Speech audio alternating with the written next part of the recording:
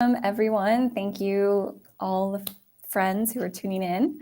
I'm River. I'm one of the co-leads with Q&A, and I thank you, Randall, Brooklyn, and Evangeline for joining us today. I guess we can just start with maybe introducing ourselves, and I guess the question I would ask is, what are you currently focusing your energy on these days? So we'll start with maybe Randall, then go to Brooklyn, then Evangeline, if that's good. Good morning. Hi. Thanks for having me. Randall Winston, and focusing on keeping myself busy, really, because of the work stoppage. But prior to that, the primary focus of the past year has been Shrinking, which is the show that I'm director producer for, and that's on Apple TV Plus. And I've had some other directing assignments, but that's been my primary focus.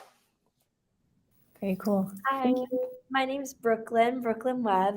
My primary focus has really just been on a lot of self-growth and self-healing and self-discovery this past year. And it's been really amazing. And I've just been feeling more and more like myself and even better every day.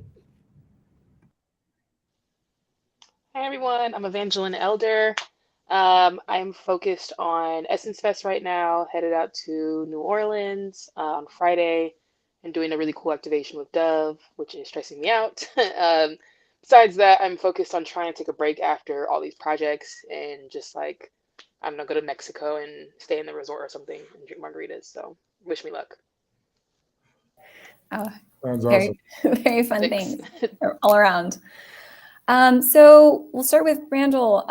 So from your experience working as a producer on major TV sitcoms over the course of 2 decades now, how would you say has the industry adapted to be more inclusive of queer folks and queer representation? How do you think it can improve? It's very interesting. I mean, two decades, God, that sounds like a long time. But, change is always, when you're in the middle of it, feels a little bit glacial. But I think that the major change is been the inclusivity and the opportunities for allyship, right?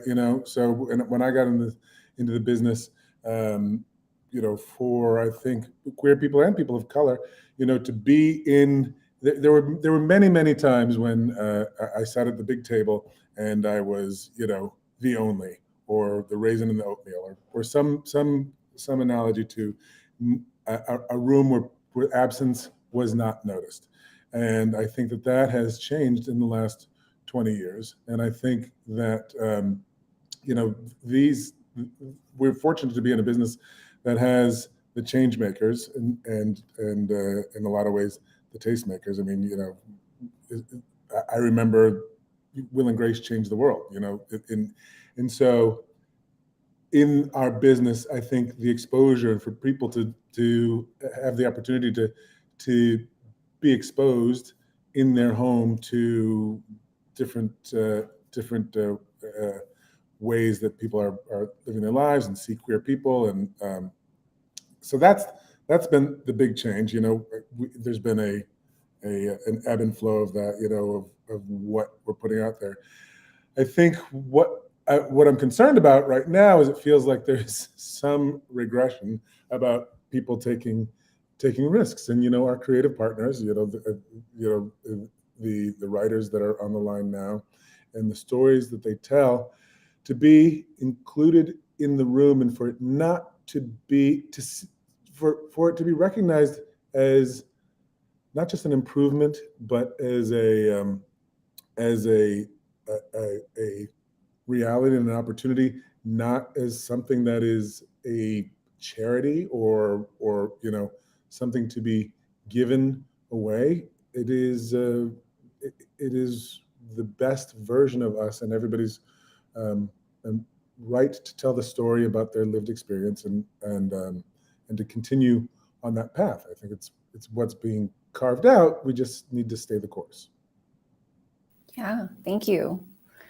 I definitely, even just in, the time of growing up, watching TV and seeing it's just been, as an Asian person, as an Asian femme person, and as someone who is seeing all kinds of representation increase. But I also definitely can see what you're talking about regarding the slight regression, especially in light of all the political things going on in our country.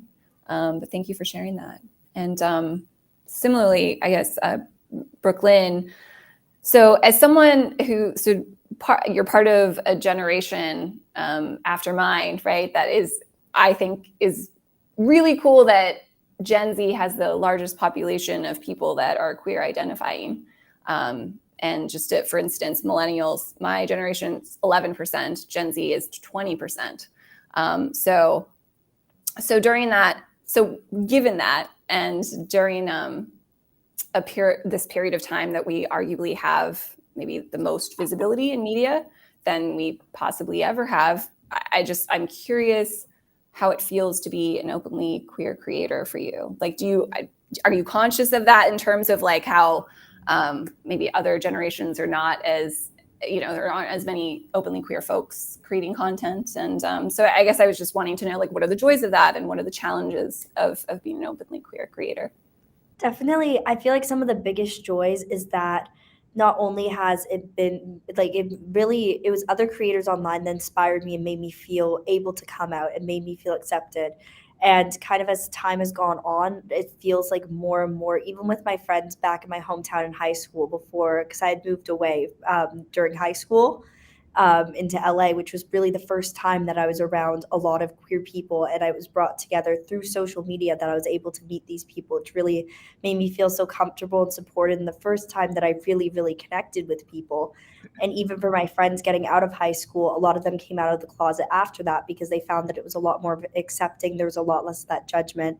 So it's really incredible this age being a queer creator.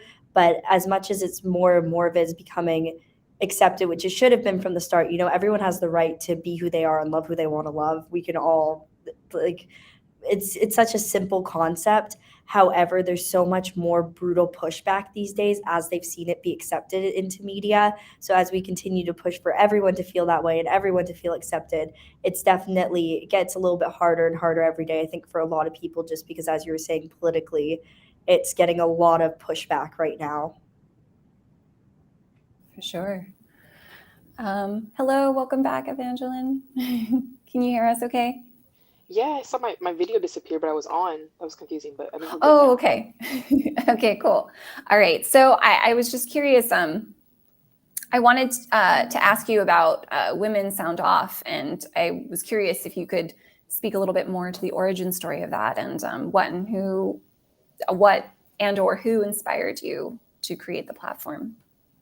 Yeah, so Women Sound Off is an event content festival platform that we created in Oakland, California around 2016. And it was really created because there was another woman and I who were pretty much the only ones doing events in nightlife that were driven around like R&B and hip hop, and just like reworks and alternative. And like every flyer was just like 5 men, 6 men, 7 men. And she'd be the only girl DJ, or I'd be the only girl promoter or event curator. And this was around the time when like all the warehouse parties and stuff were popular and unregulated, unfortunately, around Oakland timeframe. So yeah, we teamed up and started Women Sound Off as a space for us, honestly, to connect with more women. It wasn't necessarily like some grand idea that we originally had. It was more so like we feel excluded. We feel like there's other women who probably feel excluded. And we also feel like when you add the layer of queer or LGBTQ on top of it, and then it's more exclusion. Like, so Women Sound Off became a safe space for us to throw festivals. It was body positive. You could wear whatever you wanted. We had rules when you went into the venue on just like no transphobia, no homophobia, just all the above, no fat shaming. And the first safe space, I think, that a lot of the people in our community and who all had different backgrounds and different layers of who they were could feel like they were at ease and at home. So it became a really great space for aspiring creatives and established creatives. That's awesome. Thank you for that and for sharing. So I guess this kind of question, well, actually this question that reminds me of speaking about body positivity. One of my questions for Brooklyn was, I know that you create a lot of content around body positivity, and I'm curious what overlaps you see between that community and the queer community. I feel like a lot of it very much intersects with intersectionality. Sorry. Just kind of everything intersects with that. Because through body positivity, obviously, a lot of the fat liberation movement came from Black queer women and Black queer people. So a lot of it intersects in every single way. And it's really, it's like, oh, sorry, my words are not coming out of my mouth right now.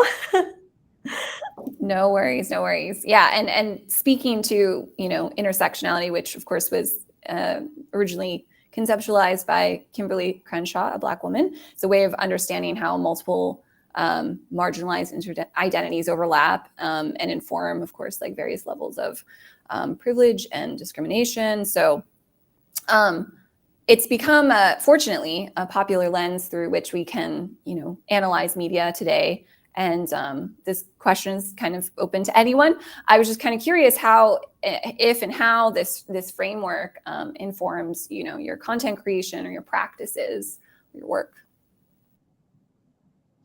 I can kind of speak. I think what I learned was intersectionality is not necessarily something where you should try to be everything to everyone. I think it's about, in my work, I've learned it's about getting out of the way and also empowering other people who are the champions in their communities and providing them with your platform to kind of like reach more people. So I think with Women's Sound Off, we started doing kind of just exploring more programming for other groups of color. And so for us, if it was about talking about Latin women in creativity and music and the business, it was something where we paid an actual programmer to come in and do that, who spoke to that community and who understood, and we got out the way. And that was intersectionality in a very, like, for us, simple way. It's not about you trying to be everything possible to groups that you just don't identify with, because that's just not your upbringing, that's not your cultural background, all the above. But it's about making sure that there's representation across the content you're putting out and who's creating the content, which is I'm pretty big on, is not just people who aren't from similar or certain backgrounds creating the content or pushing out the stories, but also bringing the people in the room behind the scenes who understand the context better. So yeah. I think intersectionality, I mean, first of all, it reminds me of, the Venn diagram, which is my favorite of diagrams. So all of the ways in which our lives overlap, I feel like it is such a simple concept that is highlighted. And Evangeline, I love to hear about you talking about in its as a verb, as an action item.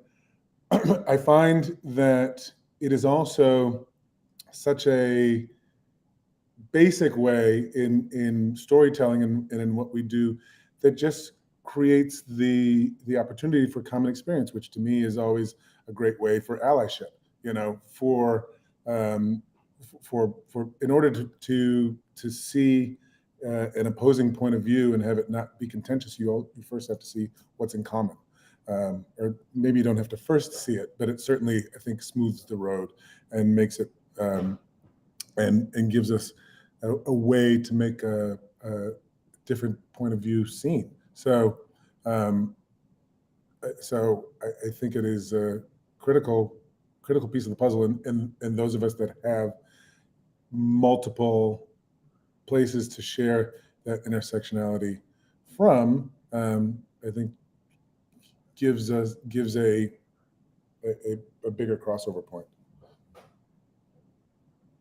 Definitely. I think that is a great point that you made, Evangeline, of being, in terms of stepping aside and, letting other voices, especially more marginalized voices, have a platform, have a space, creating content. And I think that sometimes, I concur with you. I think sometimes that's lost when we are trying to be everything. I think that's a very, very great point you made about that.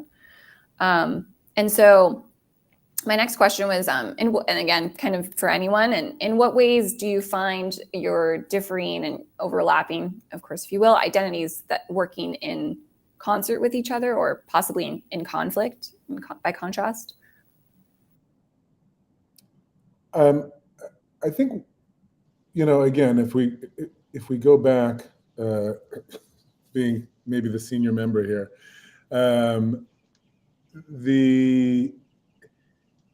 there was a time when I thought that the better part of valor, I'm not sure if that is the right word, was all these pieces of myself that I was putting in my pocket. It was trying to blend in and be part of to not show, the ways in which I was different, that I should try and take the edges off of being queer and go with the majority attitudes and allow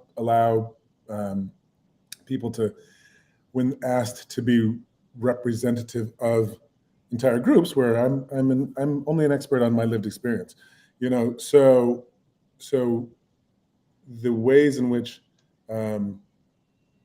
that has changed in our business, and now I find that it is exactly those things that are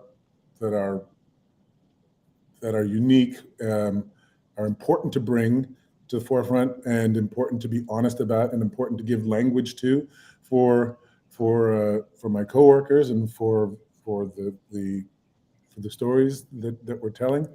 That makes a difference, because it illuminates and creates a place for honesty and for conversation and for opportunity for a point of view, and that wasn't happening before. So that is, I think I'm on topic with that. Yes, yeah, absolutely. And that kind of speaks to, I guess, the question. There was a question in the chat that I'll, since it's tangentially related to this. So there are plenty of, sorry, I heard a loud ding in my ear. There are plenty of representation fails. What are some representation saves or wins in your opinion? What is an example of a situation where your experience has altered the course of your story arc? Oh, that's a good question. Hold on. Who asked that? That was great. That was, I think, Sandy. Yeah, thank you. Think on this one. I'm sorry, can you say it again? I was silencing my ding. Yes, of course, absolutely. There are plenty of representation fails. What are some representation saves or wins in your opinion? What is an example of a situation where your experience has altered the course of your story arc? I'll give an example. I can't say it's, the one I would probably think of if I had more time, but I was working at a very large independent music label, probably one Oh dear, I think it's cutting out a little bit. in Oh, the there we go. business. I was there 3 years, and the way they were approaching Black Music Month and Pride Month, in my opinion, was not accurate. They were kind of, as a non-Black owned company, they were um, almost trying to blend in, if that makes sense, to Black Music Month and celebrate as if they might be a part of the culture, but as if they were kind of like raised of the culture, and as if they were a Black owned company almost. And I took a pivot and told them, like, as a Black person who works in independent music and works in the music business, I don't think we need you to champion Black Music Month in the voice or the from the angle of a Black person. We need you to give resources. Um, and we changed the campaign to them giving like at-home studio giveaways to independent artists. And it's like, you're good at indie music. I'm good at Black culture. Like, and I think just changing the angle of it was like, we want you to do what's best. We don't need you to be us, or we don't need you to speak to us as if you're one of us, if that makes sense. We need you more to find kind of the intersectionality, which is you succeed and excel at independent music. A lot of Black artists are typically independent first because of access to resources. And if you can just offset and change how they start, give them this $1,000 kit that works better, of at home to help equip them and get their music career started. So I think that's a good example of just how my lens and experience and what I believe my community needs impacted how I showed up in the boardroom and what the company was able to do at large. And the campaign went better. So I would say representation. I'm also working brand partnerships and revenue, y'all. So I'm always gonna be like, where's the money? Where's the resources? Like, ask Jake. So for me, just resource pooling, enabling, and empowering our representation wins, and kind of stepping out of the way. You have to understand the story and break bread with people and understand why they're so on fire about their purpose and cause. I think that you have to understand people first. Similar to Randall's point about finding and understanding throughout the intersectionality, finding the common ground. But I do think that representation wins for me are really like uplifting other people, and leveraging your platform to pool resources for them. Oh, absolutely. Thank you. Thank you for sharing that. And then for Pride, I also think we gave away like consulting packages, like free music consulting packages to queer artists during Pride Month, because a lot of queer artists are left out of the conversation. And Billboard has a good study on it, by the way, on queer artists and the growth. Oh, Billboard, you said? I think just a Billboard. Okay. Yeah. I can't hear you. Oh no. Am I on? Can everybody else hear me, or am I mute? Uh-oh. Am I having audio? Yes. Okay. No, I can't hear you. Can you guys hear me? No. Yes, we can hear you. Okay, let me go on mute and I'll turn it off. So my next question, perhaps maybe Brooklyn, you can answer this. I was just curious because you touched on this a little bit earlier with one of your answers. How would you say the queer community has impacted your career or your life in ways? I was just kind of curious about. Yeah. Well, for me, I feel like the queer community has really impacted my life, and just because I never really felt fully seen or understood by people until I met and connected with other people who were queer, which was something that I really discovered. Those were the spaces that I really felt safe and supported and truly accepted in. And it's definitely impacted my career because those are the people who had been supporting me, had been around me, and just who really uplifted me. And it's just been so lovely, and I appreciate it so much because when you meet, I feel like individuality is so accepted and celebrated within the queer community. So I love that because just being able to be expressive and be yourself and have that support from other people who have completely different experiences and just live a different life is so beautiful. Yes, definitely. Thank you. And similarly, Randall, so I know that oftentimes openly queer and gay creatives are asked how their identity has maybe affected their career, but I was kind of curious if and how your career in television has affected your identity as an openly queer producer. Well, I think some of what I was saying before about the way in which I have been invited to express my opinion has given me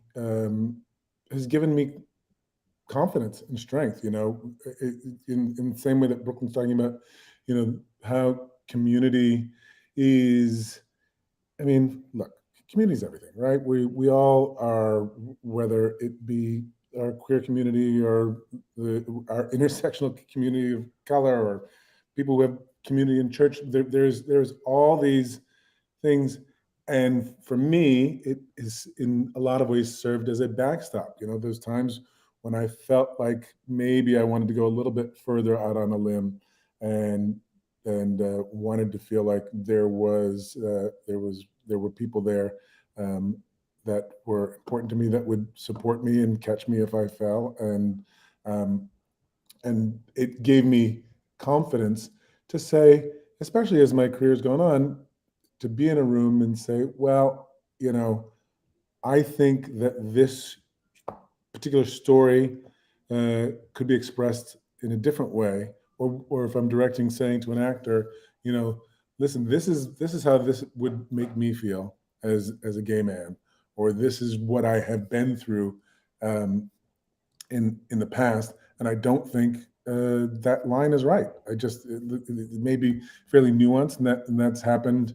I feel like that's happened with more frequency as my confidence has grown over the years, and then the parallel of having more receptive people in the creative community to hear that, because there would have been a time when, I might have been afraid to say it and it wouldn't have been heard, So those things working together in concert, I think, have been incredibly important, and have changed the way that I navigate my world. Yeah, thank you. And this is kind of for a up in the air question for anyone. What's something that you would like to see or you wish to see change in your industry for the queer community in the next year or next 5 years?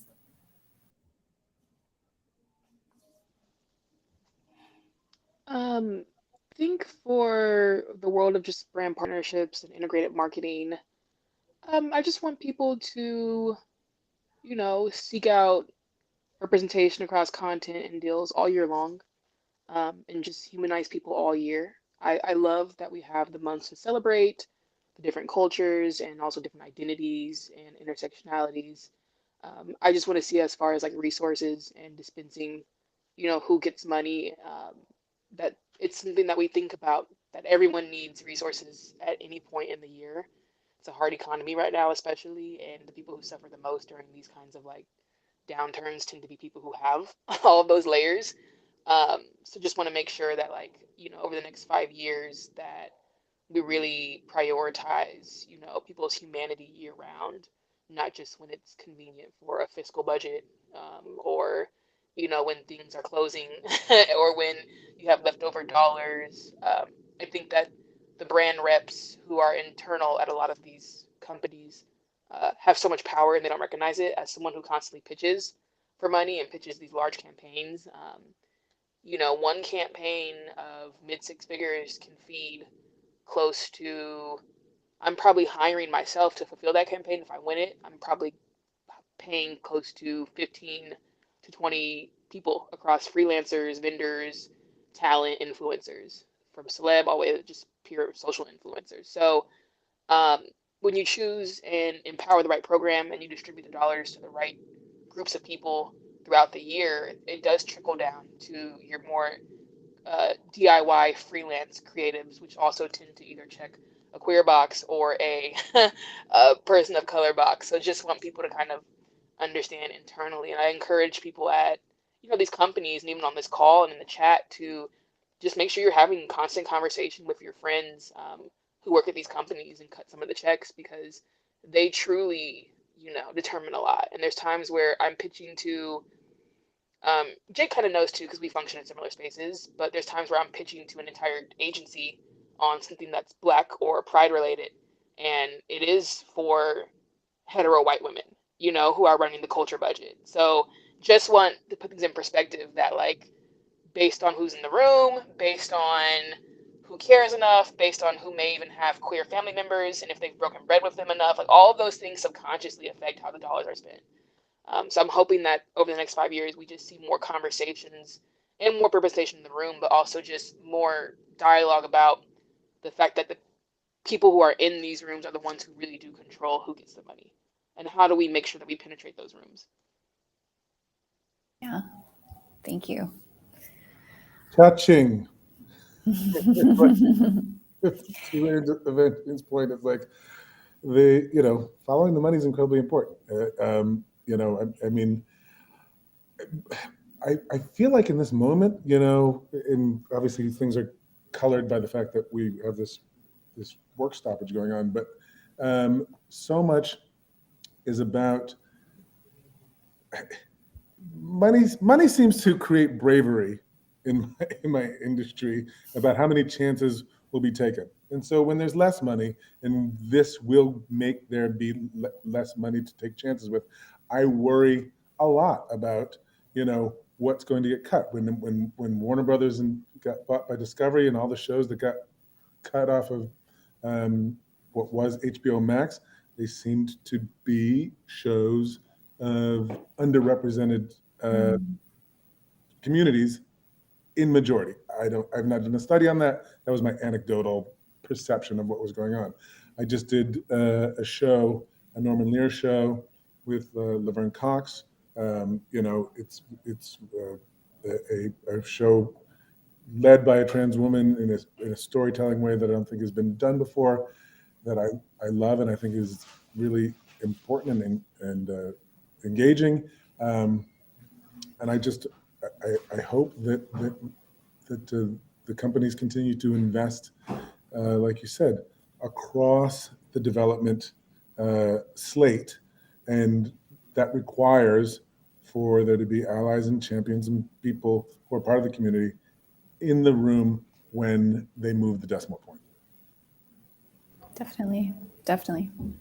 For me, I really, in the next 5 years, 10 years, I'm really grateful. I feel like I had teachers growing up, even just in school, that really valued sharing different perspectives and opinions and teaching from the lenses of other people's stories, and really provided me with a lot of knowledge, because it's really hard when you don't understand or you just haven't seeked out these other stories and these other perspectives.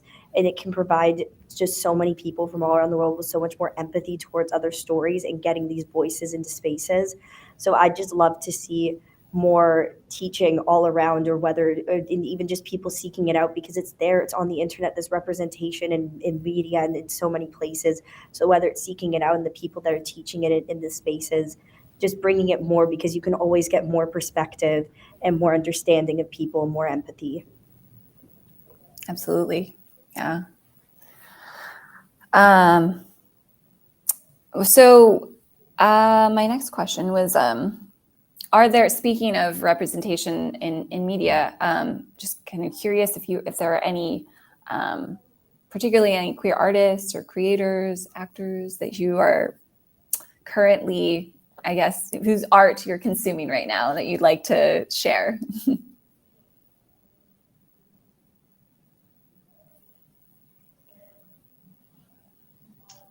Rihanna J. I mean, Go ahead. no, please. My personal playlist, music-wise, is definitely Rihanna J, who's a queer artist out of Richmond, California, which is the Bay Area, and then Jean Doe, who's out of Chicago, Jean, also working for her as a client, so shameless plug, but she makes a myriad of music for a variety of moods. And then Mahawam, who is also from Oakland, California, who is a wonderful queer artist, and he's making a lot of moves. Awesome. Thank you for the recommendations. Sandy has another question. Are there any content blind spots that you feel need to be addressed where queer voices need to be amplified and are not?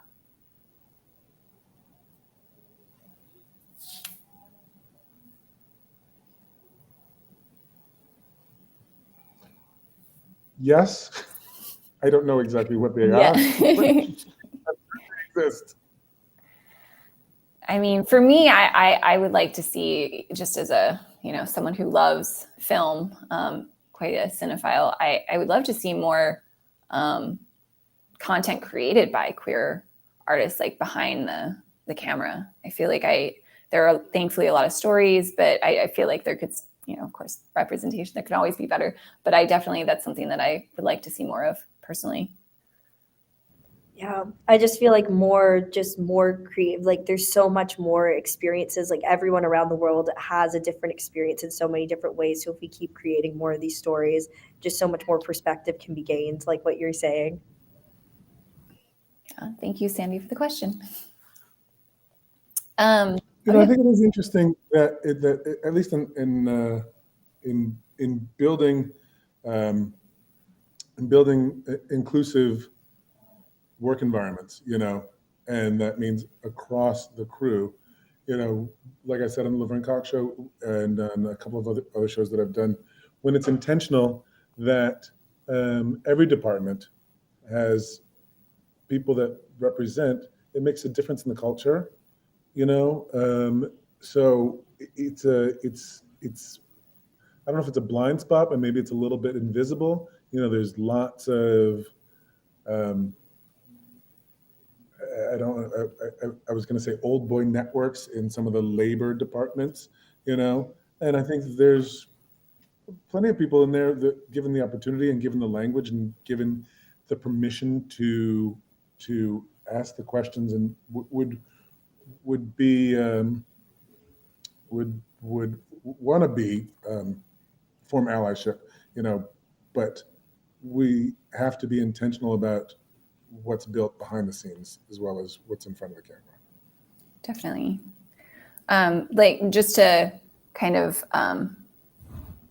parse through that some more, I was curious when you mentioned like the culture that's like now thankfully with representation behind the camera, like on that show that you were mentioning, I guess, do you, like, for instance, what's maybe do you have like an example or examples of things that you've seen change just in that time of like how sets were prior to now, with how, Well, yeah. I mean, I guess it's just an openness, people that are openly trans or gay, just feeling comfortable to be open on the set. There certainly was a time when I worked with somebody in the grip department who was terrified for people to know, because they felt like that the person who represented them at the studio level was someone who would have been punitive about giving them opportunities to work, and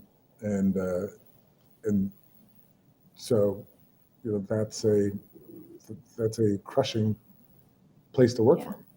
For sure. Well, I'm definitely glad that things are changing for the better. My next question is, what would you say is an important lesson or idea that you've learned from the queer community that resonates strongly with you? Not to be cliche, but I think I learned from a lot of lesbian and queer Black women in my community to uh, choose yourself, choose your love life, choose how you want to express love, and um, I guess be courageous when you do it. I think that, you know, based on my upbringing, it was a lot of people pleasing and a lot of trying to conform, and it took a while to break out of that. Um, and I even seen just other like Black lesbian couples in Oakland live their life, be happy together, go travel, go upstate. Just all those things like inspired me to live more freely and live less for my upbringing, live less for my parents in the past, live less for um, others' expectations of and projections. Um, Seeing people not live by, their family's projections or live by the projections around them is really powerful, and it makes me feel like I can do it too. So that helped me kind of get over the hump, I would say, my personal hump. Yeah, I love that. I might just add on to that. I think it's just to speak my truth. Speak your truth. Once it's out, once you say that, there's nothing else to be Period. said. That this is the truth is what is. Everything else is BS.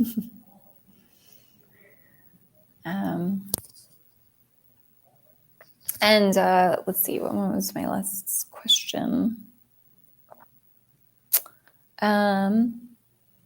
What would you say is maybe the biggest obstacle for queer creatives right now when it comes to representation? Biggest impediments?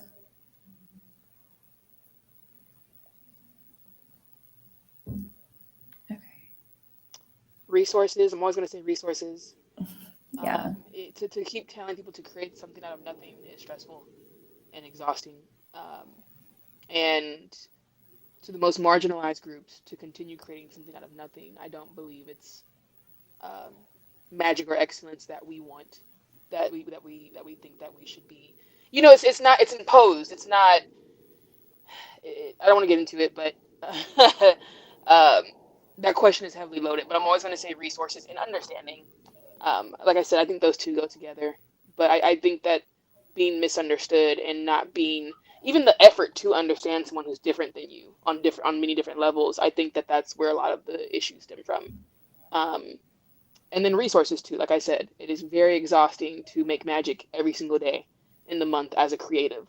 Creatives are usually the last paid, they're the last contracted. There's like a 0 to 60 kind of trajectory you see where you're just taking a lot of shitty jobs, or you're taking a lot of, I don't know if I want to do this, but I just need to, until you finally get to a point where it tips over, right? Um, that's a very, like, I would say, up and down and kind of polarizing experience for creatives, especially queer creatives. I think that it's different when you're worried about. I come from Bay Area, and a lot of the queer creatives that I'm friends with, a lot of the trans creatives, like, it's very much like people are worried about rent, and then they're performing and taking up these indie shows, and they're doing their best, or they're taking a freelance gig and taking two or three and stacking it, and they make it to June, and then they have 2 weeks of bliss, and then you're worried about July next. So I think stability and resources, and also being understood, or people trying to understand you, I think those kind of all go together in what I've seen. Mm-hmm. Yeah. I mean, you're right in resources, but I would maybe add to the resources package, and maybe those of you who are better in the social space, but I see, particularly in this new streaming world, work that is beautiful and well done, and should be, uh, in my opinion, consumed by as many people as possible, and no one knows about it. The landscape is so crowded with content, and with the way in which it is marketed, and or if the algorithm doesn't push it to enough people, if it's only coming to a specific group, then not enough of us know about it until somebody somewhere in some other circle, by chance, is able to illuminate the opportunity to be a part of this creative expression, which was the whole reason why someone put all of their money and energy and effort to share it, in an important way, and um, that makes me crazy, and I you know it's a it is always valuable for it to be out there, and I, not that preaching to the choir is a bad thing, but you want more than the choir. You want the whole neighborhood, Yeah. right? I just really feel like continuing to amplify and push these stories and voices and different perspective, so that for me, like as a content creator, continuing to push that throughout, because that's the only way that's going to reach these different audiences and provide people with other perspective, but also just actively wanting and knowing to seek it out is so, so important, because the more that we're able to make noise and say, this is what we want, this is what we want, this is how people are going to this is how different people and different perspectives and voices are going to be able to get the budget and the funding and everything, because we have to continue to make noise so that they understand, because it always comes down to the dollars, or what's making the money, what's making the bills. So the more that we can push and say, this is what we want, the more that people are going to be able to get the budget, get the funding, and continue. Yeah, and I just want to make a quick note too. When I think of resources, I'm also thinking of money for amplification. Out of home campaigns, doing a 5-10 city run of screenings, all of that just costs money. So even being able to get the money to amplify what you've created, if you're an independent creator completely, I think it all kind of works together, because, yeah, there's a lot of money to be spent in a lot of different areas, including amplification and marketing. Yeah. Thank you. Well, if anyone else has any questions in the chat. Oh, Sandy. What is a message you want to tell marketers to convey to their client and brands to get that budget?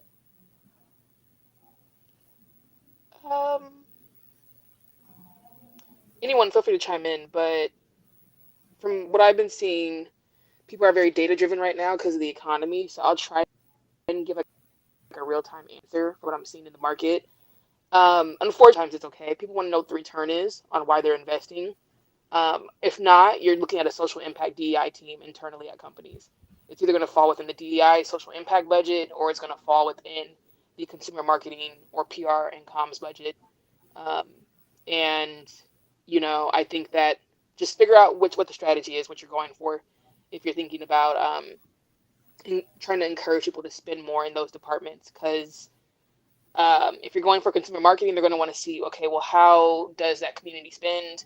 How does the queer community, how much do they spend on merch? I'm in music, so they're looking at how much they spend on merch, how much they spend on concert tickets. And the answer is they spend a lot more for the people who are spending. There's a Billboard study on it that Luminate did. It's really great. And then if it's social impact and DEI, like, go as far as you want, big as you want, when you think about putting a program together, because it's not about how much content is in your deliverables. It's not about, right, the return. It's about spreading the knowledge and whatever that company has to potentially offer and help elevate community. So there's a few ways to it. You can approach it, like I said, from social impact, philanthropy, DEI. Every single type of company usually has that department. Or you can approach it from a peer-like partnership, consumer marketing. This is a community that has a lot of value. Here's the return on this if you market towards them, and Um, I hope that kind of helped. Yeah. And I think a follow-up question to your answer was, what can DEI teams do to help further amplify your voice? DEI teams need to get in the field. That's what I would say whenever someone asks me about DEI. Get in the field. You are more than an internal department. You got to be DEI year-round, and that's important. And the big initiatives, the small ones help too. Having a range of initiatives and a range of offerings in your DEI strategy is important. And not just waiting on the big moments to dish out dollars and amplification resources. But I'm going to be quiet now because I've been talking too much. No, I appreciate that. I think that's... Yeah, well said, well said. Well, if there are no more questions from the chat, thank you all for tuning in. And thank you, Randall, Brooklyn, and Evangeline for joining us today. Appreciate all your thoughts and sharing everything you shared. It's been very insightful. Thank you.